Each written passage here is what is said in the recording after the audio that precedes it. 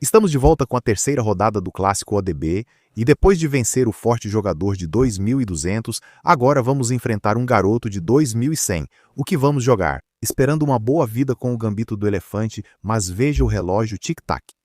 Chegamos à rodada do torneio com 15 minutos de atraso. O cara acha que é o Mag chegando atrasado e jogando aquela vida de elefante burro. A questão é, será que a gente consegue se safar jogando esses gambitos bobos nesse torneio super sério contra um garoto que tem uns 200 pontos a mais de rating e sabe das coisas? Beleza, ele captura o peão. Posso saltar ou avançar. Geralmente faço travessuras pulando com o cavalo, mas estou tentando avançar com o homem esperto, embora ainda não sejamos ótimos nisso. Agora ele vai para o pin e a vitória, nada de moleza. Avançamos e ele cutuca o peão. Tudo certo até aqui, deixamos o peão morrer. Estamos 2 peões atrás e só reclamando o homem está perdido. Se ele capturar aqui, podemos recapturar e trazer a torre, preparando algo, mas ele não permite. Ele avança e eu não sabia o que fazer. É estranho, você começa uma abertura e após alguns lances já nem lembra qual era. Cavalo toma é uma ideia. Torre é uma ideia. Dama toma eu já tentei, mas não funcionou. Peixinho sugere cavalo toma. Seguimos sua dica e ele realmente acha um bom lance. Isso é loucura. E a melhor recomendação do Stockfish é voltar. Voltar tudo. Ele literalmente veio aqui. Lá se vai nosso alívio e agora estou só com um peão a menos, sem motivo. O Stockfish faz um acordo com C para recusar D. Acho que Vítio também gosta de negociar com F e eu estava em pânico, morrendo de medo e sem saber o que fazer. Estava triste e com pouco tempo. Aprendi sobre o peão. Esse jogo está perdido. Estava muito feliz após vencer um jogador de 2.200 na rodada da manhã, mas toda a alegria se foi. Entramos, levamos mostarda na cara e as brancas ficam com um peão limpo a mais. Só um peão limpo a mais. Avançamos, dobramos peças, ele pega o centro. Trocamos algumas peças menores e só lamentamos. Nada acontece, ele só tem um peão gordo a mais. Nada mais a dizer, que é avançar e tentamos jogar um pouco rápido. Eu pensei, a única maneira de escapar depois de perder o peão na abertura é derrubando o garoto no tempo. Ele tem 50 minutos no relógio, eu tenho 36 minutos no relógio. Em vez de chorar, decidimos derrubar o garoto no tempo. No plano do pecado, avançamos o peão pelo outro lado. Tentando trocar, também tentando conseguir esse negócio estranho de CBA. Assim, digamos que ele avance, podemos tomar. Quero trocar esses 3 por aqueles e eliminar o máximo de peões, pois quanto mais peões trocarmos, mais fácil empatar. Regra estranha, ele cutuca, agora com uma caneta. Tivemos chance de capturar, pedir para ele entrar. Surpreendentemente, está igualado, mesmo com um peão a menos. O mano tem um belo par e o peixe achou uma defesa insana. Não somos espertos. Então a gente só coloca o usuário no centro e tenta aplicar todo tipo de pressão no peão bobão, mas não deu certo.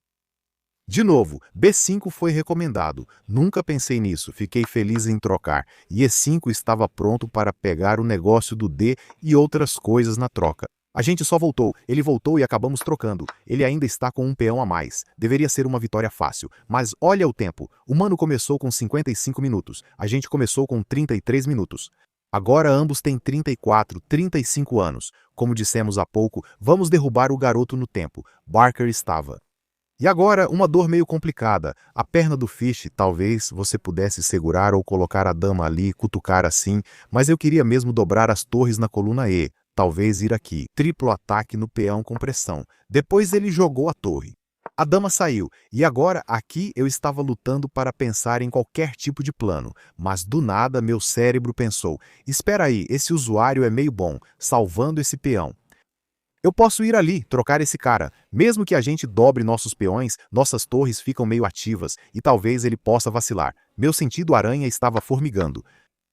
Eu preparei uma armadilha bem simples. Se ele avançar, capturar, não sei, torre captura. Eu posso colocar a dama aqui, cobrir isso e voltar com aquelas jogadas malucas. Não tem como ele cair nessa. Mas a barra já mostra que mesmo que ele não jogue isso, eu estou bem. Mas ele jogou, ele vacilou, caiu na armadilha simples, ele devolveu o peão. E agora é aquele final clássico de peão de torre, onde nem estamos com um peão a menos. Podemos empatar. Mas a gente pensou, qual é a forma mais limpa de empatar? Aqui eu tentei ser estiloso. O Pro achou que ia ser o Gotham, sacrificar a torre, pedir para ele capturar aqui e depois aqui. Mas o problema é que ele pode até ir ali. E todas as torres estão caindo, e é só um sacrifício que não leva a nada. Capturamos essas peças, 3 no cheque, e tivemos a ideia de avançar o peão B. Assim, se ele colocar a torre em qualquer lugar para incomodar, podemos trocar indo para o outro lado. Só quero deixar a nossa vida o mais simples possível. A gente troca, troca, troca. 3 contra 3 é só um empate bobo. A gente dá um cheque para ele.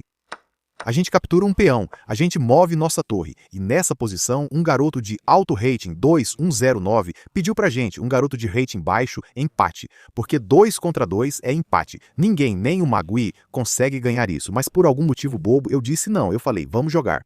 Quero dizer, a gente tem 29 minutos, você tem 15 minutos, talvez eu consiga te derrubar no tempo. Então a gente continua jogando esse jogo bobo, dá uma olhada, armei uma armadilha simples, ele caiu na armadilha e ganhamos o ponto.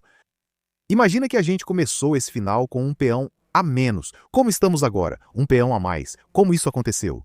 Ou seja, o peixe ainda diz que está tudo igual, pois todos os finais só com peões de torre empatam. Então não dá para ganhar. Mas que virada! A gente literalmente virou esse hambúrguer de cabeça para baixo de um peão a menos para um peão a mais. E olha o tempo, ele tinha 55 minutos, a gente tinha 35 minutos. Agora temos 30 minutos e ele 8. A gente literalmente virou o jogo. Enfim, eu não acho que tinha como avançar. Tentamos criar algum tipo de jogada. Ficamos tipo, beleza, vamos trocar um peão. E assim, pelo menos a gente tem um peão passado. O garoto de elo alto soube se defender e foi avançando aos poucos. Mas ele sabe que depois que chegamos à chamada quarta fileira, nunca podemos avançar esse peão porque a ideia dele é vir aqui. Depois não importa para onde o rei vá, ele pode dar cheque por todos os lados, sem onde se esconder. Então, depois de chegar nessa posição, não havia como fazer qualquer tipo de progresso. O rei não pode entrar, não podemos avançar para conseguir algum tipo de abrigo. Tentamos movimentar as torres para algum lugar esperando que ele cometesse um erro, mas ele sabia posicionar a torre na terceira fileira e se preparar. Foi como um truque falso esperando que ele não soubesse o final de peões do rei. Testamos como é, final de torre e peão, rei e peão, todo tipo de final. Tipo, se você não souber os finais, a gente não vai te dar empate. Meio louco, mas para um desastre de abertura do gambito do elefante, onde a gente perdeu o peão em 8 lances, chorando feito um bebê chorão, ficando com 30 minutos contra 55 minutos dele. Tudo que podia dar errado, deu errado, mas a gente lutou de volta. Aparentemente deu 96,3 de precisão, o que é meio falso. O Chess.com disse que jogamos como 2.500, parabéns, foi um tormento. No primeiro jogo enfrentamos 1.500, no segundo 2.200. E no terceiro jogo a gente sofre na abertura, mas ainda segura o 2.200 com um empate.